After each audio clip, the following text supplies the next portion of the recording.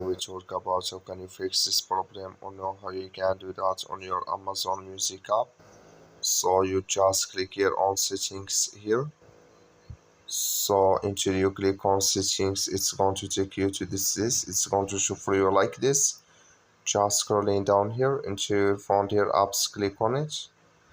Until you're looking for Amazon Music app, just click on search.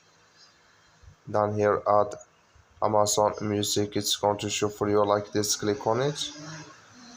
It's going to take you to this. Click on full stop. Click on OK.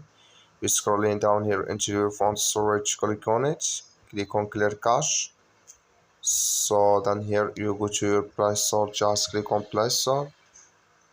Then here you search for Amazon Music app. It's going to show for you like this. You will find here if just click on it, then it's going to work with you. That's all you have to do. Thank you for watching. Don't forget to support us by like